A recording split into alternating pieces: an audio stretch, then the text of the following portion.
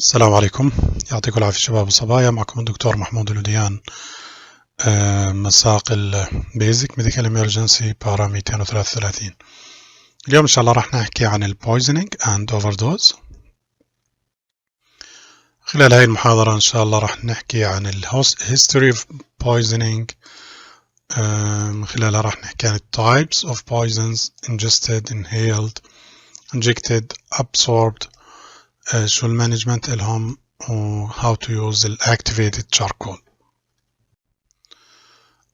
بجوز حكينا شوي عن البويزن، حكينا المحاضرة الماضية عن الالترد mental status، وانه واحد من الاسباب اللي هو البويزنينج، صح؟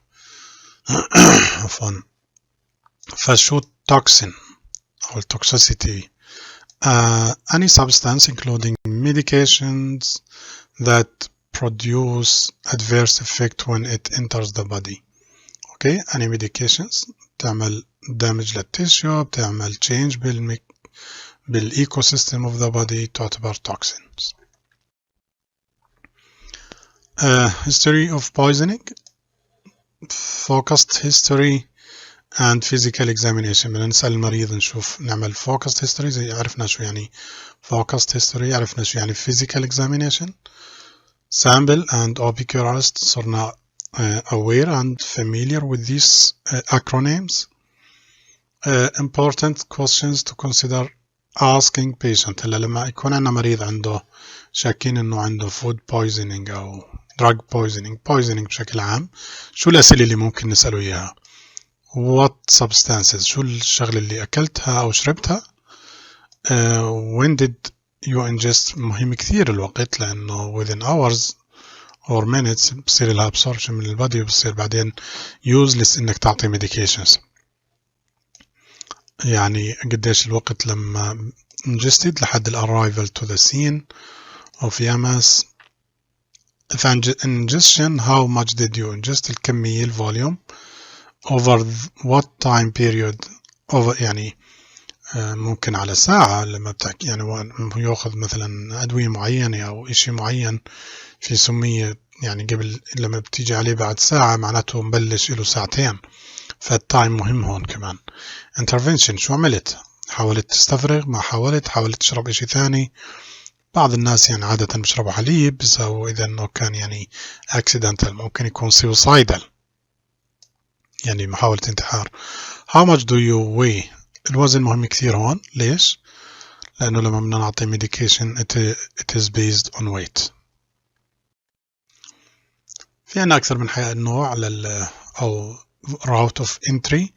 ingestion يعني دخل عن طريق الجي tract، gastrointestinal tract، عن طريق الجهاز الهضمي. signs and symptoms، شو اللي ممكن يسأل؟ history of ingestion، إذا عمرك قبل هالمرة غلطت أو حاولت in purpose. nausea، vomiting، صار معك هاي الشغلات. diarrhea، AMS، abdominal pain، chemical burn around the mouth، different breath odors. فالchemical burns around the mouth عادة هاي بتكون مع لما يكون ingested food أو تكون acid or alkali. different breath odor طبعا هي بتعطينا indication عن type of ingested أو poisonous. بعضها بيكون له significant smell، فبنقدر نميزه من خلالها. emergency care for such patients، شو نعمل لهم؟ remove pills, tablets or fragment with gloves from patient's mouth as needed without injuring yourself. فممكن إنه يكون عنده المريض in altered mental status أو convulsion، فإنك تشيل هاي الأمور from his mouth could be dangerous، you should be aware about that. consult medical direction for administration of activated charcoal، رح نحكي عنه إن شاء الله بالتفصيل. طبعا بعض البروتوكولز بيكون إنه you have the authority to administer activated charcoal، في بعضهم لا، لازم تحكي مع الميديكال direction. فالأونلاين والأوفلاين medical directions depends على البروتوكول، depends على الاريا you are working in. bring all containers, bottles labels etc. of poison agency to the receiving facility. إذا بتقدر تحصل الماتيريال اللي شربها وأكل منها تجيبها معك على المستشفى. inhaled هناك ingested هنا inhaled عن طريق النفس.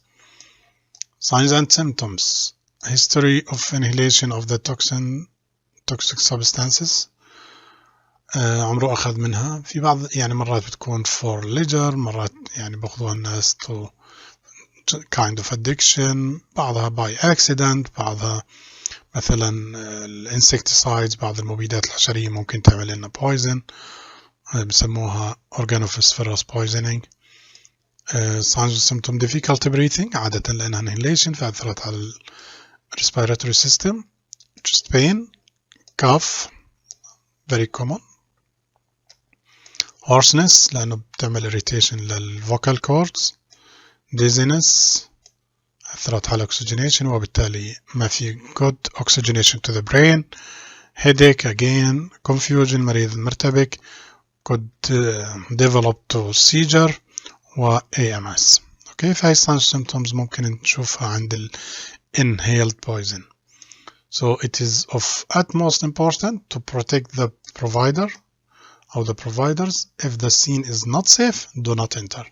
كونها inhaled معناته ال environment could still have this poisonous on air. ف scene should be safe otherwise you cannot get in. should emergency care for such patients have trained rescuer remove the patient from poisonous environment. most experienced. okay give oxygen if not already done in the initial assessment زي ما حكينا. bring all containers bottle labels etc. to the receiving facility للمستشفى. injected poisoning. okay poison enter the body through a puncture injection يعني معناته invasive procedure لازم تدخل من خلال السكن. في عنا insect bites spider bites snake bites stings and bites of marine animals. حكينا شو الفرق بين الستينج وحكينا الفرق بينها وبين البايتس. البايتس بتكون من الماوث والستينج بتكون من المؤخرة يعني بنحكي سكوربيون ستينج بي ستينج بينما بنحكي سنيك بايت سبايدر بايت. اوكي مارين يعني الحياة البحرية. injected into vein with a syringe and needles. هاي طبعا الانجكشن اللي هي عن طريق الشخص بأخذ حقنة سواء كانت مخدرات أو for leisure كوكايين هيروين هاي الأمور اللي بتعمل addiction عفوا. فينا black widow spider فيها عنا هاي بتكون poisonous بالنسبة للهيومن very dangerous. brown recluse spider بعرف إذا موجودة عنا. jellyfish sea orkin هاي بجوز بنعرفها اللي راح على العقبة شافها بسموها هناك شو بسموها أبو الهيلمان. injected شو signs و symptom اللي ممكن يكون عند المريض weakness dizziness chill fever chill يعني زي الرعشة nausea and vomiting. صرنا نعرف هاي المصطلحات بتوقع. شو emergency care airway and oxygenation airway management and oxygenation لأنه من الانيشال assessment بعدنا ما عطيناش المريض oxygen فبنعطيه هلا. be alert for vomiting bring all containers bottle فتقريبا نفس الانترفنشن. absorbed toxins يعني عن طريق السكن صح بصير لها absorption امتصاص. signs and symptoms history of exposure متى صار exposure liquid or powder on patient's skins. burns مكان في صار في burn مكان absorption.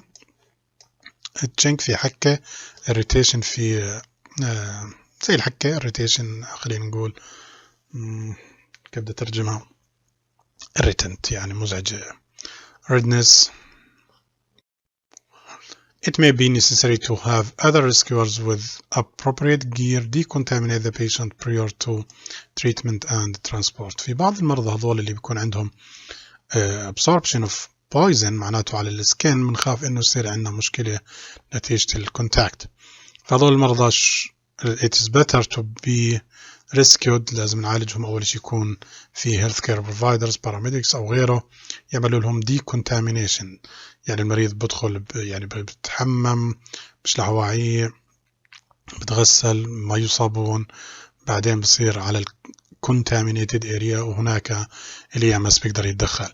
في ال hazmat team بنسميهم اللي هي hazardous material team. فهذول مسؤولين عن الديكونتامينيشن عادة بيكون. طبعا إذا كان السين في ريبورت إنه في هازمات فبدخلوا هذول بيعالجوا بيعملوا ديكونتامينيشن بعدين بعطوك المريض وانت بتعالجه. Absorbed emergency care for such patients على السكن. Remove contaminated clothing while protecting oneself from contamination زي ما حكينا بنعملهم decontamination. Powder إذا كان المريض عليه powder brush powder off patient يعني منشيله عن المريض. Then continue as for other absorbed poison. بعدين بتعامل معه كأي مريض ثاني عنده poisoning. Liquid irrigate with clean water for at least 20 minutes. إذا كانت سوائل بنعملها irrigation زي شطف لمدة 20 دقيقة. eye irrigation again 20 minutes. وعادة بنفضل هاي الأمور نعملها قبل الترانسبورتيشن. للآي irrigation فيه بعرف إذا شفتوا بالمختبر الجيفينج سيت اللي بنركب فيها الفلويدز الوريدية المغذية خلينا نحكي باللغة الدارجة. بس في إشي سبيشال للإريجيشن بيشبهه بس إله مخرجين كل واحد على عينه وإله رولرز. For some substances it is best to flush for 20 minutes prior to transport. زي ما حكينا بعض الحالات لازم تعمل flush 20 minutes. Contact medical direction to determine if the patient should have to the area of contact flushed with water for 20 minutes at full قبل ما نعمله transportation. Airway management. شو نعملهم هذول المرضى؟ Patient's condition may deteriorate at any point in time. خاصة بالinhalation poisoning. Continue to assess patients for airway difficulties and manage as learned previously. كيف نتعامل مع airway management؟ بجوز أخذنا سابقا كيف نعمل head tilt chin lift الأنبوباج الأكسجين كيف يعني depends على البروسيجر وعلى السيفيريتي of the patient. Use of activated charcoal أخذنا حكينا عنه بالمحاضرات السابقة محاضرة الفارماكولوجي. الactivated charcoal هو charcoal فحم في منه كبسول في منه زي فلويد drink. أوكي كيف نستخدمه؟ في له generic name اللي هو الactivated charcoal وله trade names كثير super char insta char actidose liquid char. يعني راح تلاحظ انه دائما في شيء له علاقة بالcharcoal. Use of activated charcoal indication poisoning by mouth. اوكي فالinhalation poisoning الinjected poisoning الابسورب poisoning عن طريق السكين هذول ما بنعطيهم activated charcoal. اللي بنعطيه بحالة انه المريض شرب او اكل poisonous material مثل الميديكيشنز مثل الفلويدز anything by mouth. Contraindication altered mental status ingested of acid or alkali الماخذين مواد حامضية أو قاعدية لأنها بتتفاعل أكثر مع الشاركول وبالتالي ممكن make things worse. Unable to swallow high contraindication. طبعا التايمينج مهم كثير. إذا المريض له 4-5 ساعات عامل ماخذ البويزنس فبصير activated charcoal useless لأنه already absorbed by the body.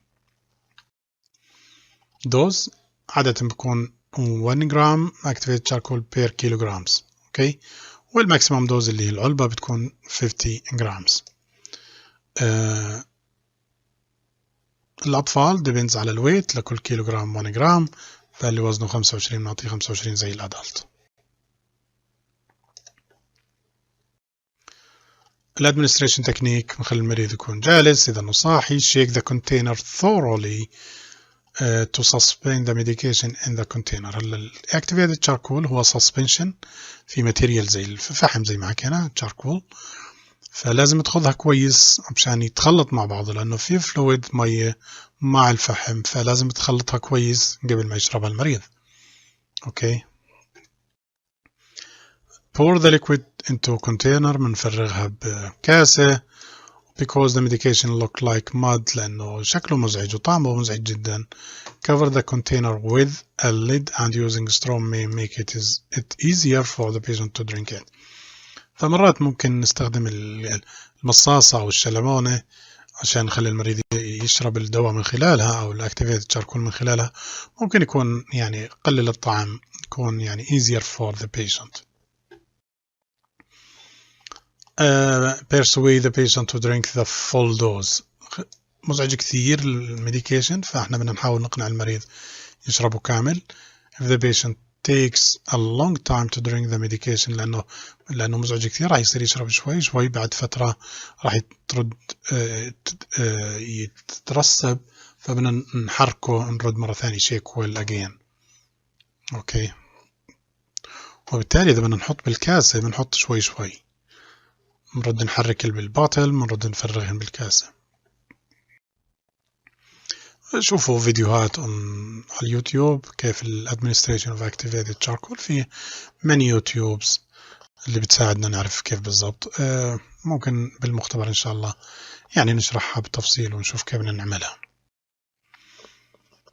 ميكانيزم اوف اكشن للاكتيفيتد شاركول. شو بيعمل الاكتيفيتد شاركول؟ binds to certain poisons and prevent them from being absorbed into the body. بنسميها adsorption، زي absorption بس زي حرف دي adsorb البويزنس، فبيعمل binding إلها وبيعملها بمنع إنها يصير لها ميتابوليزم بالليفر وبالتالي بتصير useless. اوكي. فهذا الميجر فانكشن للactivated charcoal.